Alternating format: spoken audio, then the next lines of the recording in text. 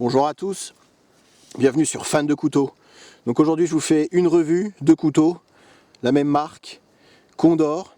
Vous avez le Bushlor et le Bushcraft avec une lame en 5 inches. Il existe la même avec une lame un petit peu plus petite. Alors deux couteaux qui sont hyper populaires. Le Bushlor peut-être un petit peu plus que le Bushcraft pour de bonnes raisons. Condor, c'est une marque qui monte, une gamme qui s'étoffe énormément. Vous trouvez à peu près tout ce que vous voudrez en couteau chez eux, du gros, du petit, de la hache, de la machette. Toujours fabriqué dans le même acier. Donc là c'est un acier 1075 au carbone, un acier qui rouille énormément, donc vraiment ça il faut faire attention avec le 1075, un peu de moins bonne qualité que le 1095. Vous avez revêtement noir pour le Bushcraft, un revêtement grisâtre pour le Bushlor, émouture scandinave sur les deux couteaux, donc deux formes de lame différentes, deux tailles de lame aussi différentes. Je vous les mets l'un à côté de l'autre. Le Bushlor est un petit peu plus petit. Épaisseur de la lame 3 mm sur les deux. Construction plate semaine pour les deux couteaux. C'est pour ça que je les ai rapprochés. Je voulais pas refaire une revue pour chaque. On va voir ensemble un petit peu les avantages et les défauts de chacun. Et si jamais vous hésitez à acheter l'un ou l'autre, si vous avez l'un et vous hésitez à acheter l'autre, comme ça vous verrez, on verra ça ensemble. Donc deux formes de poignées différentes. Donc le Bushlor un peu plus populaire et un peu plus connu que le Bushcraft pour de bonnes raisons. Vous avez une poignée qui est façonnée, un trou pour la dragonne. Celui-là on l'a très bien en main. Le bois c'est du noisetier là-dessus. Sur celui-là j'en ai aucune idée, c'était pas marqué. Et par contre pas de trou pour la dragonne, une poignée assez ronde. Et il n'y a pas énormément de grippe sur ce couteau. Ça va être vraiment l'inconvénient principal du Bushcraft. J'adore la forme de la lame. Après ça c'est mon goût personnel, hein. Voilà, ça c'est un peu plus on va dire classique, ce genre de drop point comme ça. Par contre cette émouture là qui remonte comme ça avec l'émouture scandinave, la lame qui remonte pardon et l'émouture scandinave, je trouve que c'est du plus bel effet. Ça fait vraiment un super beau couteau. C'est vraiment dommage qu'ils aient pas mis la même poignée que sur le Bushlor, ça aurait fait le couteau parfait. Voilà, donc vraiment le reproche. Donc sur les deux couteaux, vous n'avez pas de jimping sur la lame, hein, c'est pas des couteaux tactiques, c'est vraiment le couteau de Bushcraft par excellence, avec des poignées en bois. Ça fait un petit côté artisanal qui est pas désagréable, ça change de toutes ces poignées et ces manches en plastique G10, FRN, enfin voilà, ça et du micarta aussi. Celui-là, il existe aussi avec les poignées en micarta, et je l'ai vu sur internet, ça a l'air pas mal du tout. Mais je trouve que le bois, encore une fois, ça fait un petit côté, voilà, un petit côté rustique, un petit côté vraiment nature qui est sympathique. Donc l'étui, c'est le même hein, sur les deux. Étui en cuir, ça aussi c'est pas mal. Ça change de tous ces étuis nylon, étui kydex. Donc un beau cuir, hein, je vous montre, c'est quand même bien épais. C'est pas mal fait. Par contre, quand on rentre et qu'on sort le couteau, on a tendance à un petit peu abîmer le cuir à chaque fois, mais c'est quand même assez épais, ça ne va pas s'abîmer tout de suite. Vous avez un passe en ceinture et vous avez une très bonne rétention hein, sur l'étui, ça ne va pas tomber. Le couteau rentre bien à l'intérieur. C'est vraiment, je trouve, que du plus bel effet. Vous voyez, ça ne bouge pas, hein. Sans aucun problème, vous n'allez pas le perdre. J'avais peur au début, mais non, pas du tout. Très bonne rétention. Par contre, à savoir, si vous le stockez, je conseille de stocker son couteau sans l'étui parce qu'à l'intérieur ça a tendance à moisir un petit peu et à prendre l'humidité et ça sèche pas très bien parce qu'il n'y a pas beaucoup d'aération dans l'étui. Donc vraiment quand vous stockez votre couteau, bien lubrifié, hein, l'acier 1075 c'est vraiment ça rouille, on voit les traces de rouille apparaître. Le stocker séparément. Voilà. Je vais vous faire un petit test de coupe et puis on va voir les avantages de chacun ensemble. Alors avant de passer aux choses sérieuses, deux trois petits trucs que j'avais oublié de dire. Donc c'est fabriqué au Salvador. Marqué dessus. Et je vais vous donner les dimensions du Bushcraft en 5 inches. Celui-là, sur le Bushlor, il y a énormément de revues qui ont déjà été faites. Il y en a en français également qui sont très bien faites, donc je ne veux pas les ressortir tous les chiffres et toutes les caractéristiques. Je vous les mets vraiment à côté pour que vous voyez la différence.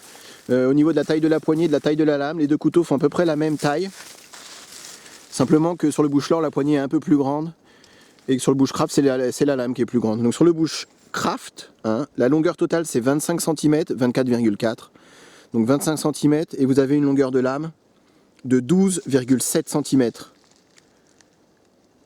Donc c'est vraiment une longueur suffisante. Alors le poids, j'ai oublié encore une fois de le prendre avant de partir. Je vous le mets dans le descriptif juste en dessous, regardez. Hein, je vais vous mettre le poids des deux. À mon avis, c'est kiff-kiff. Simplement, c'est assez léger comme couteau. On va pas avoir beaucoup de poids. Il n'y a vraiment pas beaucoup de poids. Et pour tout ce qui est coupe à la volée, ça va être vraiment très limité. Je vais vous faire les tests. Coupe à la volée, feather stick, etc. Mais on sait déjà que ça va être très limité pour tout ce qui est coupe à la volée. Alors après vous allez me dire c'est pas fait pour ça, mais c'est toujours sympathique d'avoir un couteau. Par contre ils sont voilà, c'est assez léger, donc ça va pas être le top. Je vous montre ça tout de suite. Donc ça c'est un arbre, je précise encore une fois, qui est tombé, qui est mort, hein, je vous montre. Voilà, il est tombé, il est par terre. Donc coupe à la volée, avec ce genre de couteau comme je viens de vous dire, ça va pas être hyper pratique. D'autant plus que celui-là, il n'y a pas de trou pour passer la dragonne, la poignée elle glisse énormément. Là il fait froid, on a les mains sèches, c'est vraiment pas pratique. Donc pousse-toi Kenny. Je vais vous montrer quand même, hein, c'est faisable, hein, mais vous voyez le couteau il a tendance vraiment à partir. Comme je vous ai dit, c'est le reproche que je peux lui faire. Là si je continue, vous voyez on le perd. Hein. Donc c'est vraiment très embêtant. Et après il n'y a pas beaucoup de poids. Donc ça va être faisable, hein, mais ça va être difficile. Alors je bouge, hein, on va pas faire de. Je vais pas couper à chaque fois. Hop. Donc je vous montre, ça c'est de la branche qui est un petit peu plus grosse. Alors après tout ce qui va être petite branche comme ça va être très pratique. Hein, voilà. Par contre ça rentre très bien dans le bois. Hein. Moi je le sens, ça rentre assez fort dans le bois sans aucun problème. C'est vraiment encore une fois le poids et la poignée qui vont les limites quoi de ce couteau. Vous voyez là, ouais. Voilà, je fais vraiment jusqu'au bout pour vous montrer ce qui pourrait arriver si on replace pas le couteau à chaque fois qu'on tape.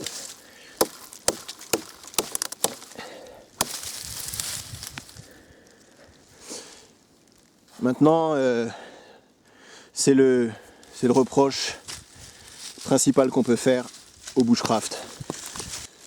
Donc après, en cas d'extrême urgence, c'est sûr que c'est pas un couteau qui est fait pour, mais on peut passer à travers du petit tronc.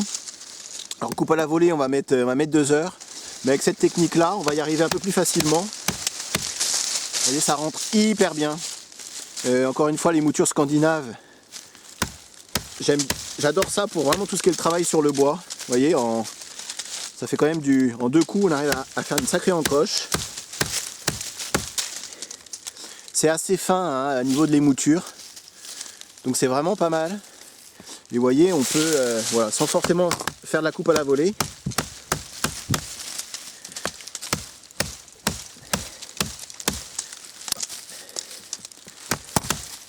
Là, je tape dans la caméra. On va passer à travers. Voilà. Vous voyez, c'est pas mal. Hein. On peut y aller. Hein. C'est vraiment voilà, bushcraft typique, pur. C'est pour ça que c'est fait. Je vais vous faire des coupes un peu plus en détail. Donc encore une fois avec le bushcraft, 5 inch. Le Bushlore, il y a des tonnes et des tonnes de revues, hein, donc c'est pour ça que je passe dessus. Et puis celui-là, comme vous avez pu voir, je m'en suis très peu servi. Je vais essayer de le garder voilà, à peu près nickel. Je vous dis, pour moi, un Mora le remplace très bien. Ça, c'est un couteau qui ressemble beaucoup au couteau de Ray Mears. Alors, je sais pas si, pour ceux qui ne connaîtraient pas Ray Mears, c'est un anglais qui... Alors, il y a pas mal de vidéos hein, sur YouTube. C'est vraiment le roi, on va dire, le roi du bushcraft. C'est le Bear Grylls en plus pro et moins spectaculaire. Et il a un couteau qui est magnifique, qui ressemble beaucoup à celui-là, pareil avec une émouture scandinave, un manche alors, de mémoire en bois aussi. Par contre c'est un couteau, je m'étais renseigné à l'époque, il coûte dans les 400 €. Et pour un couteau avec lequel on va taper dessus et on va faire pas mal de gros travail, je trouvais que c'était un petit peu cher et en plus on le trouve très difficilement. Donc celui-là il y ressemble vraiment énormément et c'est vraiment un beau couteau qui change un petit peu de l'ordinaire avec l'étui en cuir. Vous voyez là, quand on le rentre un petit peu de biais, là je viens de lacérer un peu le cuir, donc c'est vraiment à faire attention aussi. Hein. Par contre, celui-là je m'en sers très régulièrement. hein, on le voit, je le passe souvent sur la pierre céramique. Et ça va être excellent pour tout ce qui est petit travail. Les moutures scandinaves, encore une fois, sur le bois, c'est génial. Ça rentre très très fort dans le bois. Ici, j'aime bien me servir aussi, hein, c'est assez rare d'avoir cette courbure en fin de lame. Et c'est pas mal aussi quand on a des coupes à faire un petit peu appuyées comme ça, en essayant de faire un petit peu levier. C'est pas mal aussi. Hein, ça offre d'autres possibilités de coupe. C'est pas désagréable. Alors dans ma présentation, je disais que l'acier 1075, c'était de moins bonne qualité que du 1095. Maintenant, je m'entends, ça reste hyper bien. Ça tient la coupe suffisamment longtemps pour le commun des mortels. Hein. On n'a pas besoin de l'affûter toutes les demi-heures, sans aucun problème. Hein. Donc c'est peut-être un peu de moins bonne qualité que le 1095. Mais par contre, ça reste très très très satisfaisant pour tout ce qu'on va faire avec. Vous voyez là, c'est du branchage que j'ai trouvé par terre. Voilà. C'est les moutures scandinaves, encore une fois, qui fait pour beaucoup dans les couteaux. Et là, c'est dans le couteau de Bushcraft, c'est vraiment excellent. Vous voyez, ça enlève quand même des beaux morceaux. Ça rentre bien dans le bois. Ça coupe très fort. Hein. Et l'avantage aussi d'une émouture scandinave, c'est pour affûter. Il n'y a pas besoin d'avoir beaucoup de technique. C'est assez facile d'affûter de ce genre d'émouture. Et ça participe aussi à l'avantage d'avoir un couteau comme ça. Donc couteau de Bushcraft, un petit piquet de tente. Voilà, on va essayer de cette taille-là à peu près.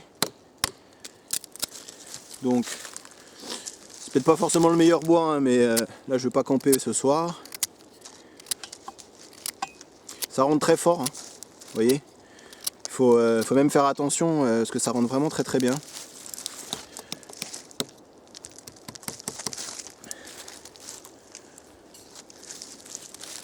Voilà, sans aucun problème. Et encore une fois, cette courbure ici, c'est vraiment hyper pratique, vous voyez. Ça manque parfois dans certains couteaux. Voilà. Là, vous avez votre piquet. Si vous voulez écorcer, il n'y a aucun souci. C'est très très faisable également. Ça va tout seul. Comme je vous ai dit, hein, sortie vraiment rasoir à la sortie de boîte. Et très facile à reprendre. Très très facile à reprendre. Il n'y a pas besoin d'avoir beaucoup de technique. Et ça marche très très bien. Voilà, vous avez votre petit piquet. On peut se rapprocher le pouce de la lame pour un peu plus de travail en détail. Alors vous n'avez pas le finger choil, mais il n'y a pas besoin, il n'y a pas beaucoup de garde aussi, là il va falloir faire attention. La main elle peut facilement glisser sur la lame, et là par contre c'est la coupure assurée. Donc ça c'est à faire attention. Vous avez un peu plus de courbure avec le Bushlore que je reprends. Mais c'est quand même pas fantastique. Et puis le bois ça glisse. Hein. Donc là on n'est pas loin de. Voilà, on peut très très facilement avoir la main qui glisse si vous faites des coupes un petit peu appuyées comme ça. Donc là ça plante. Celui-là aussi, hein, vous avez. Même si la pointe est moins prononcée que sur un drop point, vous allez quand même pouvoir le faire. Par contre, ouais, si jamais la main glisse, là vous vous coupez. Hein. À faire attention. Je voulais vous montrer aussi l'avantage de ce genre de couteau par rapport à un Mora par exemple. Ici c'est plat de semelle, hein, donc ça veut dire que vous avez la lame qui va jusqu'au bout, donc ça veut dire que c'est un couteau qui va être un petit peu plus solide je pense qu'un Mora, où vous avez la soie de la lame sur un Mora qui arrive à peu près aux 3/4 de la poignée, et ensuite c'est collé à l'intérieur. Donc là je dis pas qu'avec un Mora on pourrait pas le faire, mais disons qu'avec ce genre de couteau on a un petit peu plus confiance quand il s'agit de taper dessus. Vous voyez ça, si on a besoin de couper un arbre, alors coupe à la volée, faut oublier, hein, avec ce genre de couteau, c'est pas fait pour ça. Par contre, si vous voulez, voilà, vous coupez un petit arbuste pour vous faire un piquet, vous voyez, ça va très très bien. Encore une fois, c'est vraiment ça coupe très très bien. Et on n'a pas peur de taper dessus. Vous avez les 3 mm d'épaisseur. Construction plate semelle, qui font que ce sont des couteaux qui sont relativement solides pour un usage un peu plus intensif, en tout cas que ce que je ferais avec un Mora.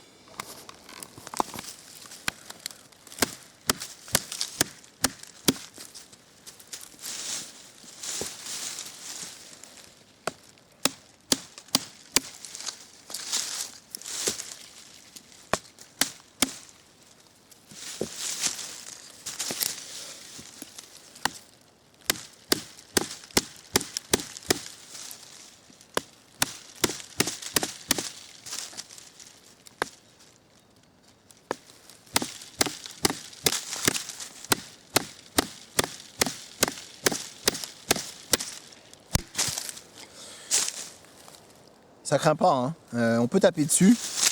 C'est vraiment l'avantage de ce genre de couteau. Alors après on peut faire du petit bâtonnage, hein. Je dis pas qu'on va peut-être pas traverser de la bûche, mais en tout cas pour ce qui s'agit du petit bâtonnage sans aucun problème, c'est suffisamment costaud, suffisamment épais, et les moutures scandinaves, bah, ça fait des merveilles. Vous voyez, si vous avez besoin de faire une encoche, tout ce genre de petit travail qu'on peut faire en bushcraft, je pense que c'est vraiment, voilà, c'est vraiment les couteaux les plus adaptés, en tout cas pour, d'où le nom, hein, bushcraft.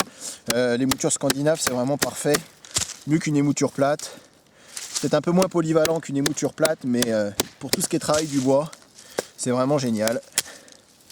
Ça marche impeccable. Alors je vais essayer de vous faire un petit peu plus de travail en détail. Vous montrer qu'on peut quand même, que ça coupe très fort. J'ai passé l'après-midi là dans les bois et je me suis servi que de celui-ci et ça coupe encore très très bien, sans aucun problème. Aucun problème. L'acier 1075 pour l'utilisation qu'on en a, en tout cas, ça suffit largement. Voilà, c'est du bois qui est assez dur. Voilà, j'essaie de préparer un peu le terrain pour vous montrer qu'on peut quand même faire du petit shaving. Voilà, encore une fois, je suis pas l'expert du feather stick, mais ouais, vous vous doutez qu'avec une émouture comme ça. Alors après, dans la main, pour ce genre de travail, ça va très très bien. Là, on n'a pas besoin, il n'y a pas de coupe à la volée, donc la poignée, c'est bien arrondi, il n'y a pas de douleur dans la main. C'est plutôt pas mal d'ailleurs pour ce genre de travail. C'est vraiment pour ça la poignée, elle me dérange pas. C'est vraiment pour tout le reste, coupe à la volée, essentiellement en tout cas, que ça va être plus gênant. Mais là, il n'y a aucun souci. On l'a hyper bien en main. Ça marche fort. J'aime bien cette courbure ici. Hein. On peut vraiment, vous voyez, juste en faisant levier comme ça avec la main, ça permet de, sans trop se fatiguer, d'arriver à faire quelques petites choses. Voilà, des petits shavings, une petite pointe sur un bâton un petit peu plus gros, sans aucun problème. Bon, je pense que vous aurez compris. Voilà. Hein, on arrive vraiment à faire du bon travail. Et après, si vous voulez bâtonner un petit peu, voilà, vous allez me dire c'est de la petite bûchette, on est bien d'accord. Je vais essayer de vous remonter ça tout de suite. Hop. Je vois pourquoi ça bâtonnerait pas, hein. Au contraire, hein. Avec une plate semelle, on peut y aller. Voilà, c'est vraiment de la petite bûche, c'est vraiment pour vous montrer que ça lui fait pas peur. Le revêtement, il tient quand même, il tient pas mal, hein. Donc, et le tranchant, on sent que c'est un petit peu moins rasoir qu'au début de ma sortie, mais c'est tout à fait correct. Tout à fait correct.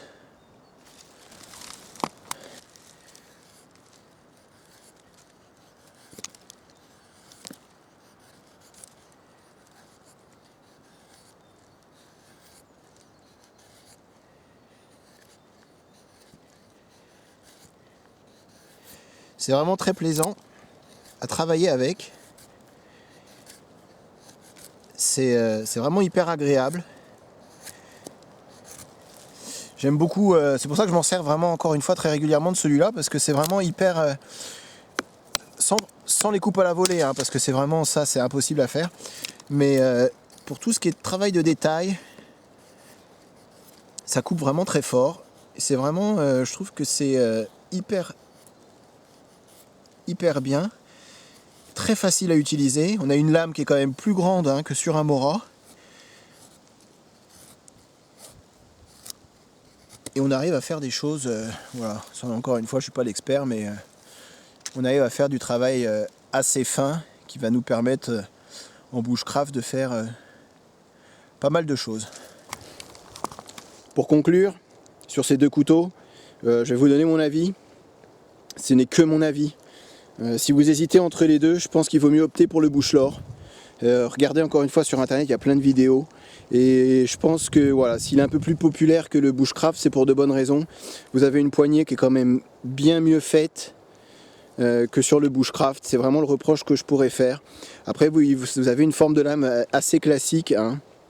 Et donc si vous cherchez une alternative au couteau Mora par exemple, je trouve que c'est...